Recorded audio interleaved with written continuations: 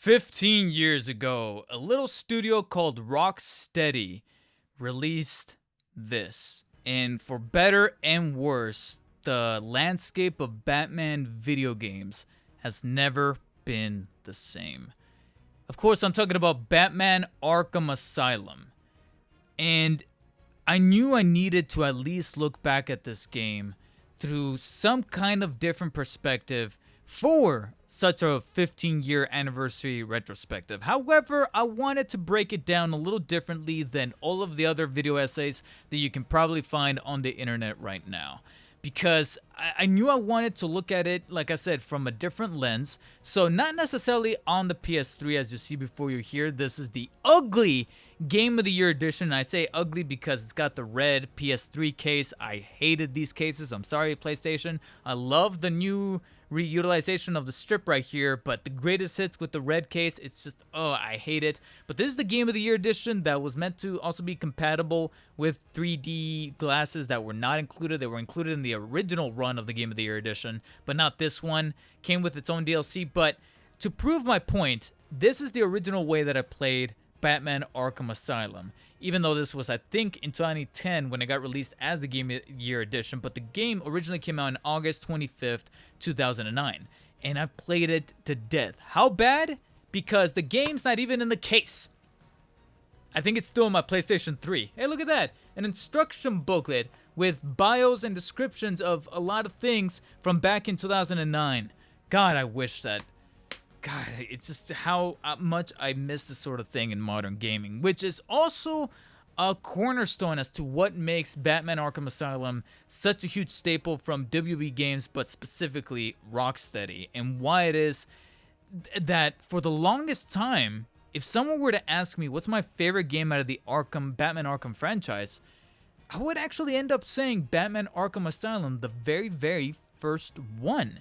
Because of how contained it is, because of how focused it is, while at the same time being able to hint at all the different angles of the mythology of Batman and paying homage to it, while at the same time telling a slightly fresh and nuanced story, and also being able to take gameplay that truly makes you feel like Batman, like Greg Miller turned into a goddamn meme as the years went on. But as we approach this now 15-year tenure of the game existing, I wanted to really look at exactly what has aged great and what has also not necessarily aged the best of Batman Arkham Asylum.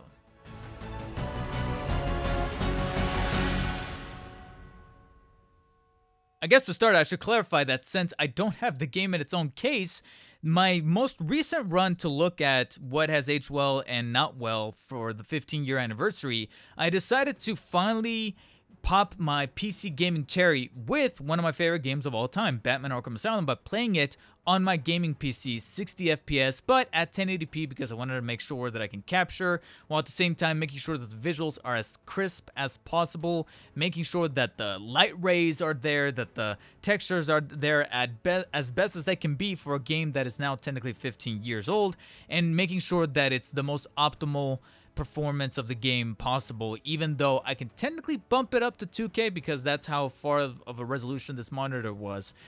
However, this actually leads me to my first great thing about the game that has aged beautifully like a fine wine, is that Batman Arkham Asylum is a quintessential example of art direction over graphics, because the art direction in this game is just second to none. You see some of the characteristics of the lighting, the actual art design behind the asylum, behind the characters, the use of color, the muddiness, the griminess, but something still feels very animated series about it. Something still feels very pulpy about it. That's the definitive term. It still feels very pulpy, but in a great way, in a way where I'm like, this is so unique and this feels like its own world that I want to inhabit as the Dark Knight. Something that doesn't necessarily feel very photorealistic. You have characters that have some really strange designs that you know would not work in real life, but are still not overly exaggerated to where they look something very Tarkovsky-ish, kind of like, you know, from like Coraline or Tim Burton or anything like that. Nothing too crazy in that very surrealist sort of way. So it's definitely got this own unique style that admittedly started to kind of dwindle a little bit as the series going on. I would actually go as far as to say that I prefer this art style over that of Arkham Knight, because once we got to Arkham Knight, they started to then make things a little too photorealistic to where characters had those exact proportions that you would see in a normal person these days, and the lighting was a little too clean, was a little too, even though it still has its own set of atmosphere to invoke inside of Gotham City, there was just something about the use of color in Arkham Asylum versus that of Knight that I will still die on the hill and say that I prefer. Which is definitely a godsend, because that leads me to the next thing that didn't age too great, but it's something that's gonna come with the territory of this being a 15-year-old game, which is that naturally some graphics, despite the polishing of the PC port, despite the 60 FPS, the brightness of the God rays, and the DSSS, whatever the terminology is for PC. I'm not that big of a PC gamer, but you get what I'm talking about as far as the anti-aliasing and making sure that things are cleaned up and whatnot. There's still some aspects of the graphics from a very, very, very, very technical level that are still not going to be as refined as a modern game is these days. But like I said, that comes with the territory. You can't almost really knock it too bad because there's nothing that we can really do about it. So occasionally you're going to have the very warped texture, specifically around the Batcave area. You have some rocks that are kind of being pulled apart and it looks like they're stretching, so that's gonna happen from time to time. Some cloth mechanics, some stilted animations whenever characters talk to each other that are not in a cutscene but rather in game, where it's just kind of close-ups on their faces and it cuts back to back between the two of them, and you see that they're kind of doing this. Even though the voice work is there and it's emulating emotion and it's doing all these kind of things, you have the characters still have kind of like this weird kind of dynamic to their face. Even Batman from time to time is doing this ever so often, even through the cowl. So that's naturally going to happen, and it would have been cool to see if maybe that all that polishing that I was talking about for the PC port would have carried on over to the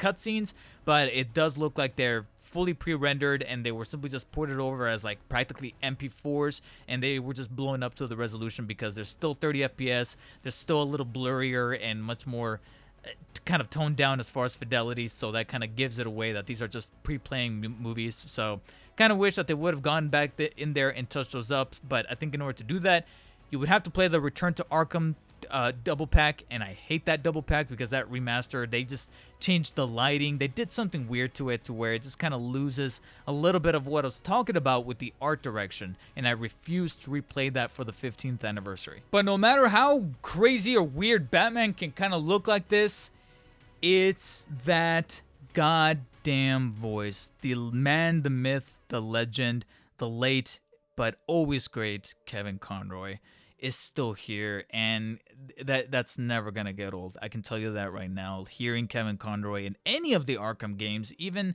some of the least liked one like Arkham Knight, it's never gonna get old to see him as Batman himself. And then of course, Mark Hamill is the Joker. He is the Joker, regardless of what you think of him as far as like how he talks on social media.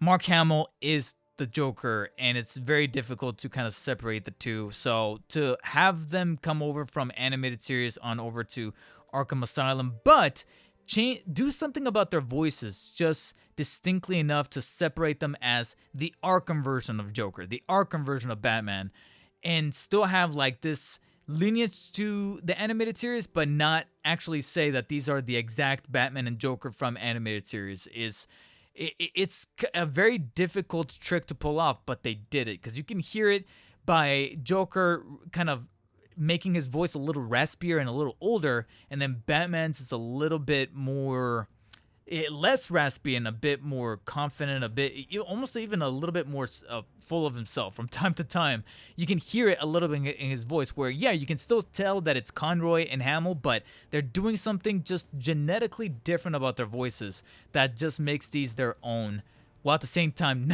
it's difficult to articulate. And the same goes for the rest of the cast. Everyone who pulls in great duty here, with Tara Strong as Harley Quinn, the voice talents behind Quincy Sharp and Cash and Gordon and Oracle / Barbara. They're all still great. The rogue gallery of villains, Killer Croc. it's difficult to kind of compartmentalize in a single portion of a video to see how great some of these characters are. And while speaking of that lineage to not only the animated series, but just Batman as a whole, I guess this is my next great thing that has aged wonderfully about the game is just something that I kind of hinted on at the beginning of this video, where I mentioned that this was my favorite out of the series. It's just how focused it is on Arkham, on the island, on the asylum, on the history of this place, that again kind of harkens back to the comics, harkens back to the Rogues Gallery of Villains, that it's just one location that you witness in one night. It's technically not open world, even though you can kind of have these pockets of where to go on the islands as soon as it finally opens up past the preliminary hours. And yet you feel like you're getting all of this wealth of knowledge, all these things that are just already in the game, and is rewarding you for not only playing the game in the moment, but also being a Batman fan. Like, I can only imagine someone who's probably started reading the comics either in the 50s or 60s, like someone who is now in their 60s. And when Arkham Asylum came out in 2009, they were probably in like their early to mid 50s. They were finally convinced to pick up the controller and go, you know, let me try a game. I'm not a gamer, but let me try Batman because I'm a big Batman fan. I can only imagine someone like that. And then being rewarded with, like I said, the tales of Amadeus Arkham, the history of the island, hints at Rogues Gallery villains, even some of the deep cuts like Calendar Man or the moth character. I can't remember what their name is, but they were like a flying moth. I'm like, dude, just Tweedledum and Tweedledee, like, you know, just witnessing all these things, I'm almost at the point of being envious. And even with me having played the game back in 2010, by the time I got my Game of the Year edition, there's already some other things that I bared witness to and going, look how cool that is, and look how much I wish I would have had more of it, like the Batmobile, even though it was getting trashed in the moment in that game. Kind of looking around the Batmobile and looking at this different take that still takes some inspiration from the animated series, but then makes it its own. I felt rewarded witnessing some of these things right here. And then, of course, seeing the Joker, seeing Harley, seeing Scarface, all these things, it almost makes me wish that there would have been more. But, of course, be careful what you wish for, because I would have loved to have seen more of this Batmobile. But then later down the line, when they developed Arkham Knight, I feel like they took that a little too hard. I'm like, no, I want to see this Batmobile. If anything, at least some kind of die-cast, you know, Mattel version of it, or Jada Toys version of it, of not the Arkham Knight tank, but the Arkham Asylum Batmobile before it gets trashed. Why can't we see more of that? But it's a funny thing that I brought up that scene, because it's during that scene where he finally gets the explosive gel from the trunk. But this pointed out one thing that I think has aged kind of badly, and it's a very quick one, and you could almost categorize it as a nitpick. Why didn't Batman just come onto the island with his full set of gadgets? Now, granted, there's some gadgets that have their own kind of like upgrade or, you know, existential purpose that doesn't really apply to the island, so he couldn't have known to have needed it, like the sonar batarang, being able to multi-batarang certain enemies, the upgraded ultra version of the Batclaw, the zipline, and the explosive gel. Those are the main three that I'm like, why didn't he just have this from the get-go? This is Batman. He's got a utility belt. To just start off with like 2 gadgets, it doesn't make the most amount of sense going back. But if he had all these gadgets from the beginning, then you wouldn't have the upgrade system that is then embedded into the gameplay, which is in fact one of the things that has aged really well about the game, is that the gameplay still feels really well done. And there's so many aspects about the gameplay that I could talk about, but it'll make this video much longer than it needs to be. The main thing that I will hammer across here, as I played this game for now like the 11th or 12th time for the 15th anniversary, is that this game does not have the best third-person combat compared to other games that came out in the mid to late 2000s. So it's no God of War, it's no Assassin's Creed. It doesn't have the best third-person combat. It's not the best stealth game. You had games like Metal Gear Solid and Splinter Cell coming out around that time. It's not the best hacking game or puzzler. You had games like Portal and Deus Ex to be able to take care of that and give you that very satisfying feeling of being able to be a detective and, you know, zone in on things and being able to deduct and kind of navigate the environment and put things together. It's not the best at any of those things at all. But what it is best at is being a Batman game and taking all of those pillars and blending them together to make sure that each of those pillars then become puzzle pieces, to kind of use a little bit of a Riddler analogy, becoming puzzle pieces, but having the right edges and pegs to fit together. So it's not the best of all those different aspects of the gameplay, but it's the best of taking them together under the veneer of being Batman and making sure that it naturally feels like it's part of the game. You get what I'm saying? Like, it feels like it belongs here. It feels natural for Batman to do stealth this way. It feels natural for Batman to, fight this way. It feels natural for Batman to have all these things embedded within his cowl, to be able to pick up on a breath of alcohol or a pipe's residue, etc. It feels natural for all these things to happen within the gameplay as he somewhat unnaturally or somewhat forcibly gets these gadgets that he probably should have had at the beginning, to naturally get these upgrades, to naturally be able to progress in the story as things get layered on and become increasingly difficult, which is another thing that I really respect this game, is to be able to introduce a certain amount of enemies, but then those enemies get wrinkles like the electric baton or the guns or the knives, so that forces you to parry, that forces you to jump over them, and then eventually it forces you to kind of get out of your comfort zone within those pillars before you can kind of spam the stealth by just grappling from gargoyle to gargoyle and take them out inverted takedown. But guess what? Now the gargoyles blow up. Guess what? Now they have these suicide callers so they can hear whenever you take a guy out. And increasingly, even 15 years later, there were a couple of encounters in the third act of the game that I'm like, yo, why am I still getting killed? I played this game already almost a dozen times and I'm still getting killed from time to time. But much like what I was talking about with the graphics, because it's a 2009 game, there's still some aspects about the gameplay with the system that they had in place, with the engine that they utilized, that is still not going to pan out in the most polished way possible. There's some things that just, as the technology got better, it will naturally get better with the games that then proceeded, whether it be with Arkham City, with Arkham Knight, or even the bastard child that it is, Arkham Origins. And so from time to time, there were a couple of nuggets of antiquity that I like to refer to within the gameplay, such as Batman flying across the room to land a combo. Sometimes it does look a little unnatural for a character like Batman, who's very chunky. He's not Spider-Man. He's not meant to be very agile, and yet you see him fly like 10 feet across the room to be able to knock another guy out. No matter how cool it is,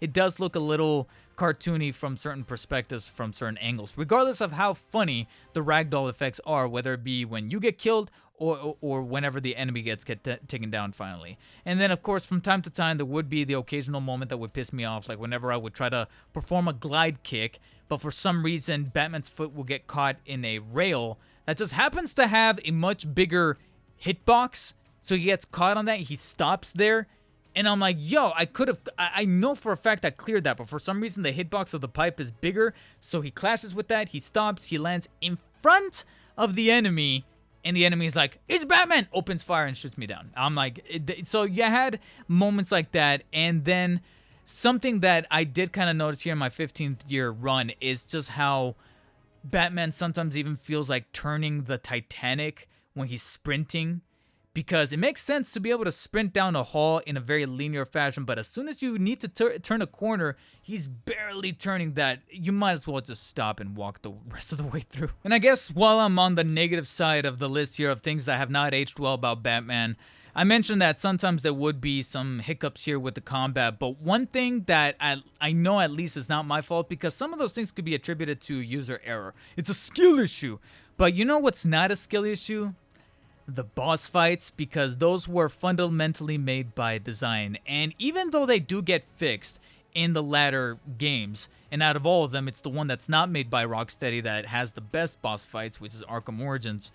Yeah, after a while, the boss fights in this game get a little stale, to where it's pretty much the same Titan-infused big baddie, but just kind of elevated to a separate level. So you have your mini bosses of the Titan bad guys, whether it be the regular Joker henchmen or the guards, Arkham Asylum guards, but they get pumped up with Titans, so they turn into these big hulking monsters. And then eventually you have Bane, who's a hulking monster, and then of course one of the most criticized parts about this game from everybody, which is going to be your final fight with Titan Joker, which is a hulking monster. A hulking monster that you don't even really fight all that much. You just kind of avoid him. You then let his henchmen, his cronies, do most of the work. And after you beat him, you have to pull him down when he's not looking and give him a punch. And that literally just 3 times. You see these 3 bars thinking that, oh, it's a lot of health. But you just punch him once and that's 1 health bar. And I'm like, yeah, this definitely, regardless of how much I love this game, this final boss fight is not the business, even 15 years later. And even though they were able to rectify this with Arkham City, mostly in Arkham Knight minus the tank battles, and then have someone else look at this very grand mistake and be like, we're not going to do that with Arkham Origins. Yeah, it's definitely one of the things that no matter how much you slice it, it definitely didn't produce the best results with the boss fights. Even the most showy one, the one with the best presentation, which is the Ivy fight, the Poison Ivy fight, if you really break it down, it's also kind of the same thing. You dodge the vine attacks or the little, like, seed, sprouting things, and then shoot the batarang. What do you do with the Titan monsters? You shoot the batarang to disorient them. You're kind of doing the same thing, only it's kind of dressed up a different way if you really think about it. But here's the thing.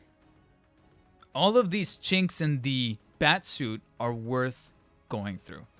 The boss fights, the little technicalities I had with the gameplay, the unpolished textures that have aged badly. Because one of the things that this game has aged beautifully is probably something that is more pertinent to the times we live in right now, as modern gaming has kind of taught us in a very cautionary tale sort of way. And that is that this was made at a point in time in gaming where devs were not afraid to with you.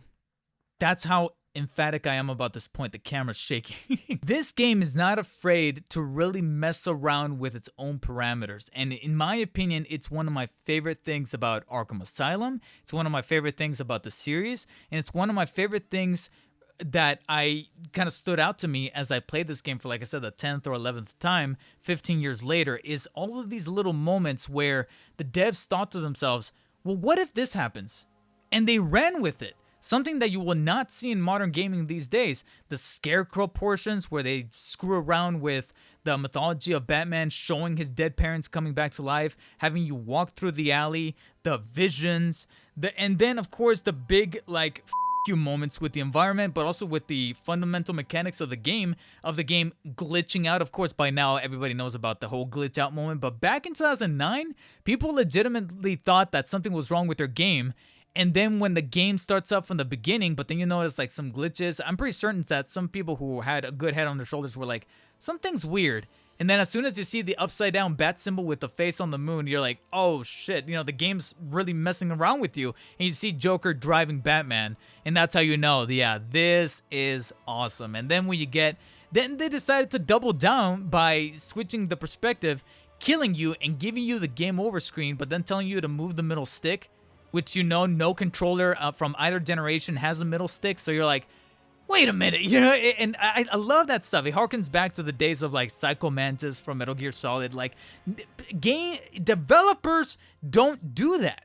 They don't do that anymore. And that's one of the things I love about Batman Arkham Asylum, is not afraid to take these things and making sure that it can kind of push the envelope, push it, even pushing the darkness at some points. There's certain lines that I remember not being this dark mentioned by either Joker or Killer Croc about ripping your bones or your flesh like paper, and I'm like, this game is still rated teen, but the fact that they don't show it is how they kind of get away with it. Sure, later down the line they would push it to the M rating with Arkham Knight, but yeah, this game was not afraid to double down on things like that. And now we don't get games that get this bold, regardless of whether they're tied to a property like Batman or not.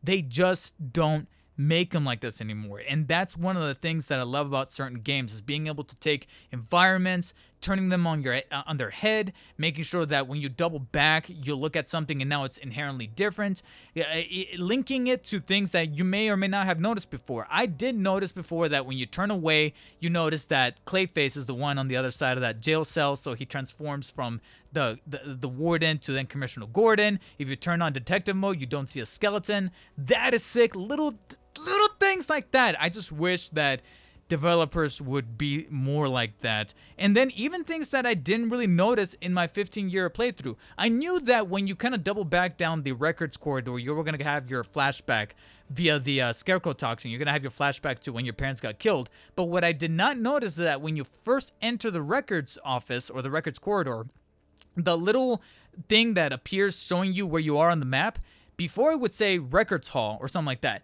When you turn in, now it says Wayne Manor. And I'm like, yo, I didn't notice that. I know that this moment, the set piece is coming up, but the specific label that says Wayne Manor, never noticed that. I never noticed that. And this is my 10th or 11th time playing the game. Like I mentioned already, dozens of times in this video. And 15 years later, I'm barely noticing that. You can kick thugs while you're ziplining?